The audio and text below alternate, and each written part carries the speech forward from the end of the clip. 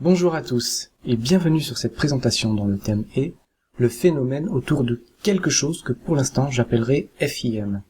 Alors pourquoi je vous en parle? Eh bien c'est parce que c'est un phénomène qui a été à l'origine d'un véritable buzz sur internet.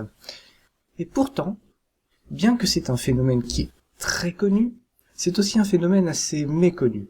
Et vous allez vite comprendre pourquoi. Alors déjà, ce qu'on peut dire, c'est que ce phénomène a donné naissance à une communauté sur Internet. Une communauté qui est majoritairement constituée d'hommes adultes. Alors, je sais ce que certains d'entre vous doivent se dire, oui d'accord, mais c'est quoi ce FIM? Tout ce que je peux vous dire, c'est que c'est une série. Vous allez essayer de trouver laquelle. Alors, pour ça, voici quelques indices. La communauté de fans qui s'est formée autour de cette série est une communauté très active.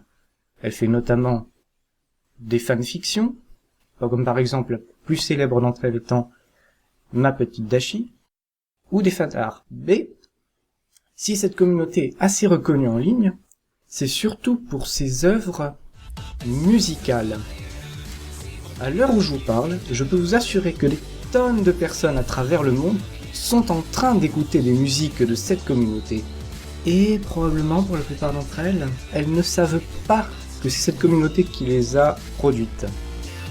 Alors je vous ai donné ici par exemple deux exemples assez sympas de musique.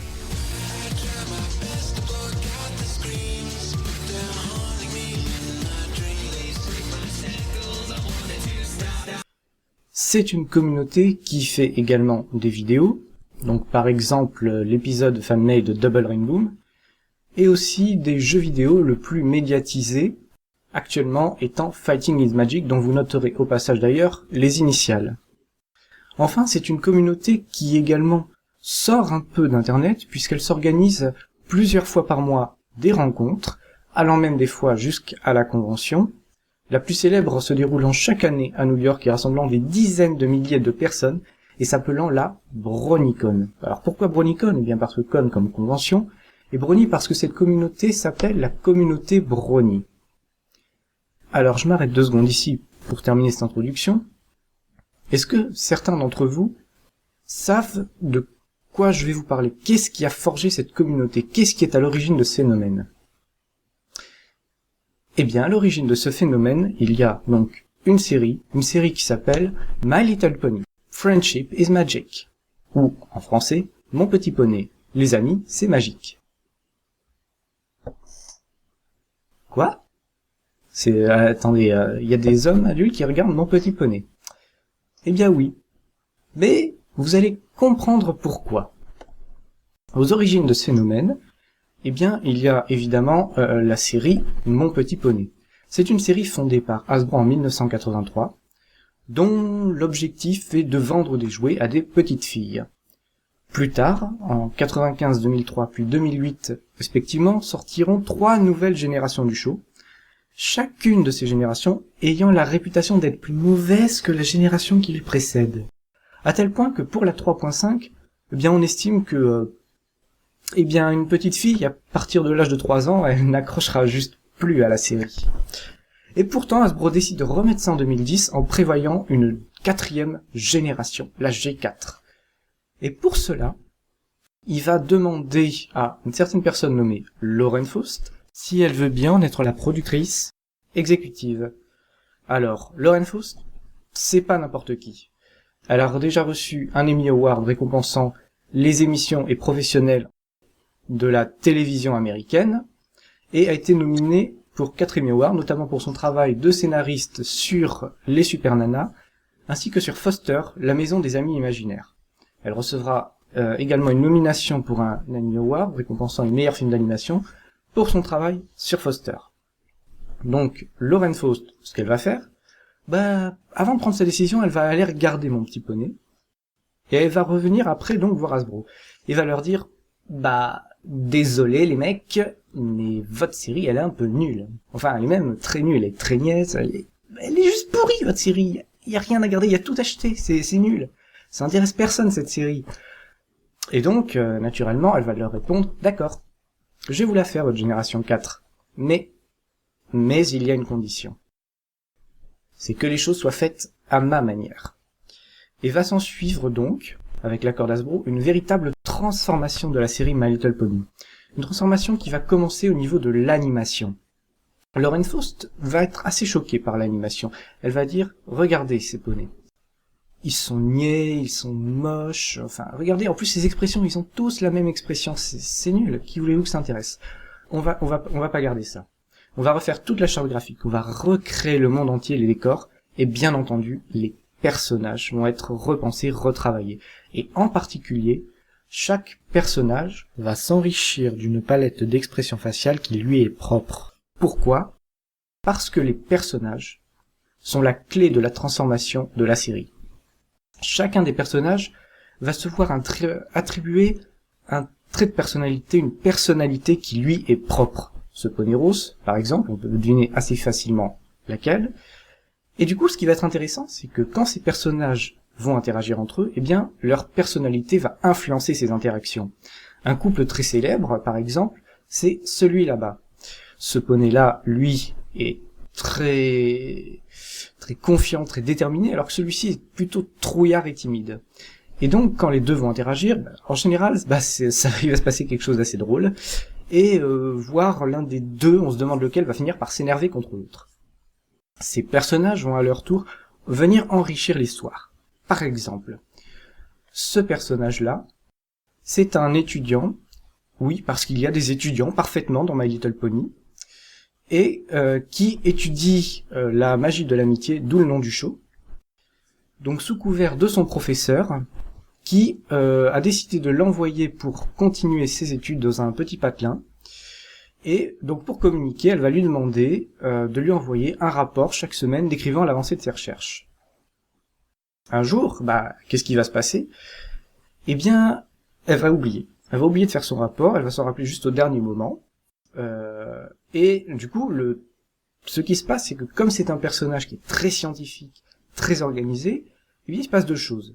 Premièrement, elle ne comprend pas comment elle a publié quelque chose d'aussi important, et comme elle est très organisée, eh bien, elle ne sait pas non plus faire face aux imprévus.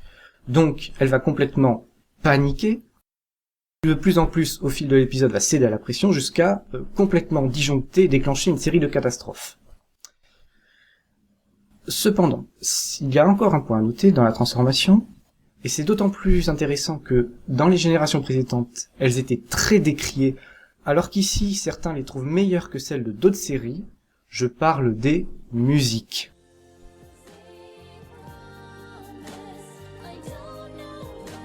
Les musiques ont été composées conjointement par William Kevin Anderson et un certain Daniel Ingram. Daniel Ingram, c'est pas n'importe qui non plus. Il a reçu deux Leo Awards, récompensant les productions de cinéma et de télévision en Colombie-Britannique. Notamment, il aura reçu en 2008 la meilleure musique pour une émission de télévision et meilleure musique dans une série animée.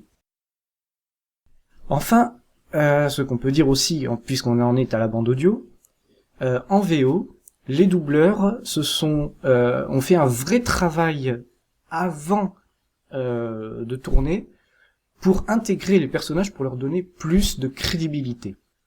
Enfin, dernier point de la transformation, et vous verrez que c'est un point qui est peut-être entre guillemets à l'arrière-plan, mais qui est extrêmement important, c'est que le show a été truffé de références. Mais pas n'importe quelle référence. Des références à Star Wars, Le Seigneur des Anneaux, Indiana Jones, La Valkyrie, James Bond, bref, des références Doctor Who, qui ne vont pas être compréhensibles par des petites filles de 3 ans. En effet, ici, Lauren Faust ne veut plus faire une série pour petites filles, mais une série familiale qui puisse plaire à tout le monde. Et c'est pourquoi le show a été truffé d'humour et de second degré. Oui, mais bon. On aura beau dire. On peut avoir une super équipe qui fait un super boulot de transformation, de restructuration complète. Ça ne change pas que on a du mal à imaginer que une série issue de l'univers My Little Pony puisse être considérée par quiconque comme une bonne série.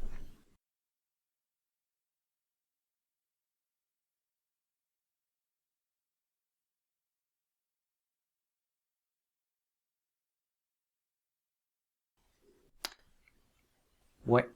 Et pourtant.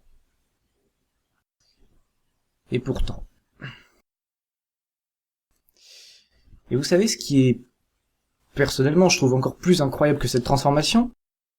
Eh bien, c'est que comme je vous l'ai dit tout à l'heure, il y a une communauté qui s'est formée autour de ce show. Ce qui veut dire qu'il y a quand même eu, à la base, un mec qui s'est dit « Ah, et si j'allais voir du My Little Pony ?»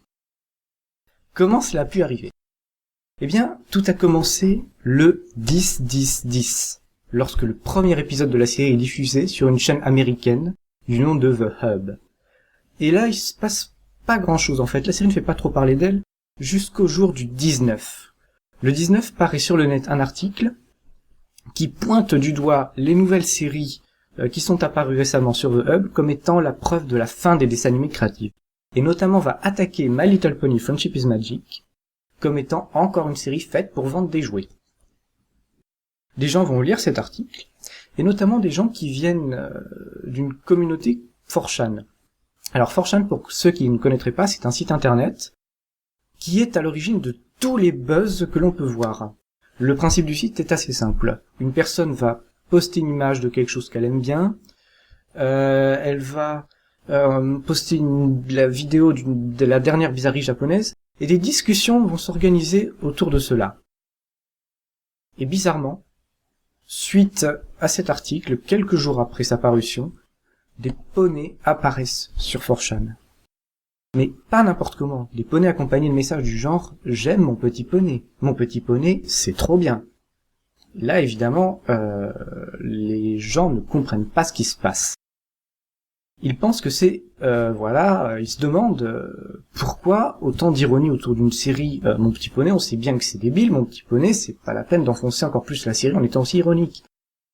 Et du coup, les gens vont essayer de comprendre pourquoi cette ironie, et certains d'entre eux vont avoir la curiosité d'aller voir un épisode, comme ça. Et là, il va se passer un truc assez intéressant, en fait. Parce que ça va se passer à peu près pareil pour tout le monde. Les gens vont avoir la curiosité d'aller voir un épisode, souvent un peu à reculons. Certains vont arrêter au milieu de l'épisode et d'autres vont aller jusqu'au bout. Et pour ces derniers, ils vont pratiquement tous se dire « Bof, franchement, bof cette série. Hein.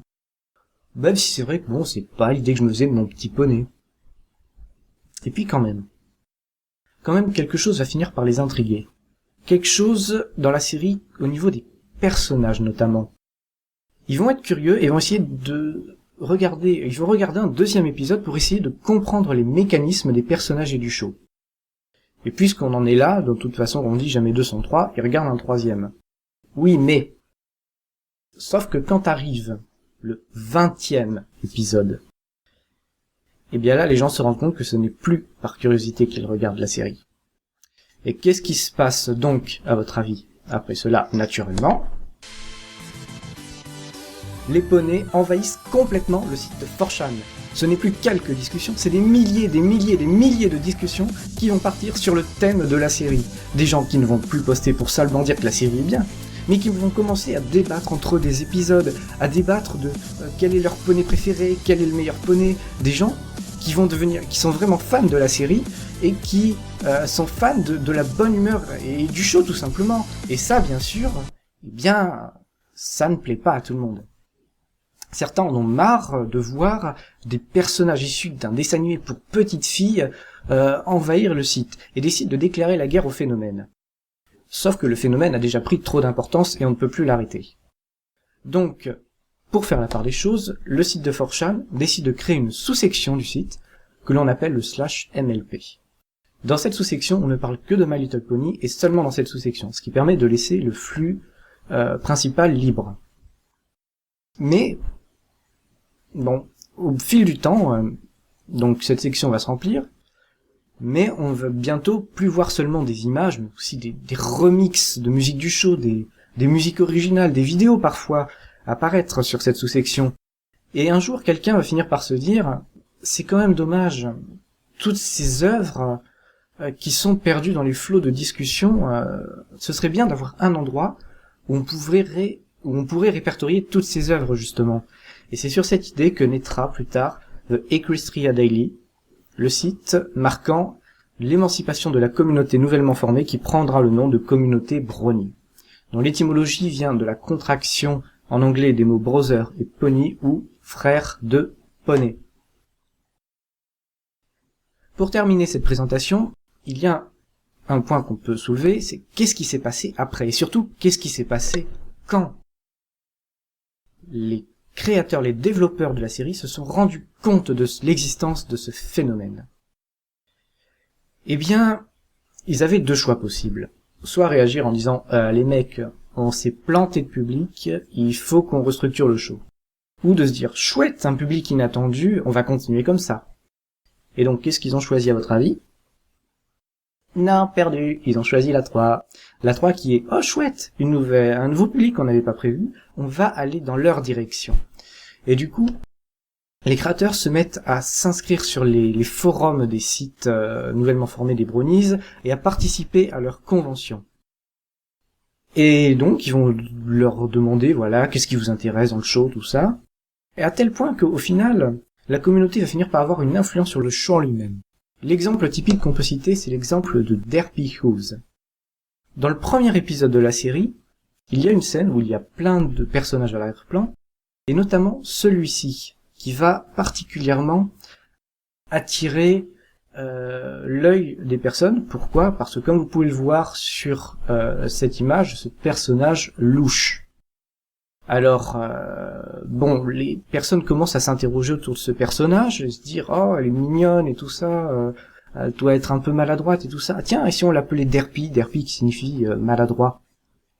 Et pendant ce temps, en fait, les créateurs, eh bien, ils ont dit, tiens, voilà, ce personnage, on va le reprendre pour un épisode et puis le présenter un peu plus, et notamment son vrai nom va être révélé, son nom qui sera Didsidou.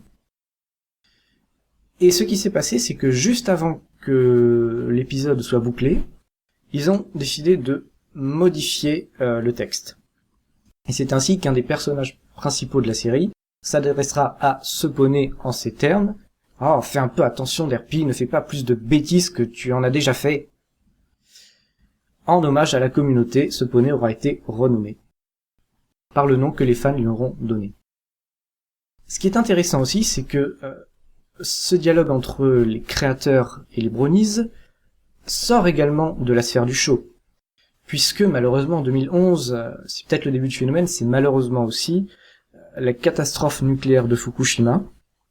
Suite à cela, Lauren Faust décidera de monter une œuvre de charité, au cours de laquelle elle va mettre en vente sur eBay un de ses croquis de Derpy Who's.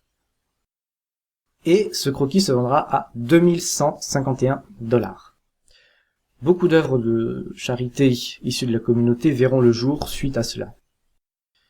Enfin, pour être un peu plus actuel, le jeu Fighting is Magic dont je vous ai parlé au début, qui est un projet fan-made, je vous le rappelle, eh bien Lauren Faust elle-même a décidé de rejoindre ce projet en voulant dessiner tout simplement de nouveaux personnages, puisqu'elle a aussi une formation d'animatrice notamment.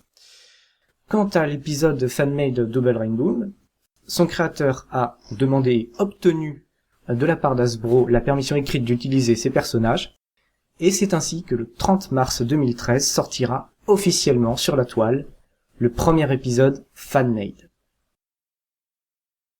Alors j'espère que cette présentation vous aura plu. Bon, pour terminer, je pourrais vous dire 1000 mots, mais on dit qu'une image vaut 1000 mots, donc plutôt que vous dire 1000 mots, je vais vous laisser méditer un peu sur cette image. J'espère que cette présentation donc vous aura plu. Présentation sur le thème, je vous le rappelle, le phénomène autour de FIM, qui est un phénomène qui a beau être très connu, il est aussi maintenant par vous un peu mieux connu. Si vous avez des commentaires ou des questions suite à cette présentation, je vous réponds juste en bas. À bientôt.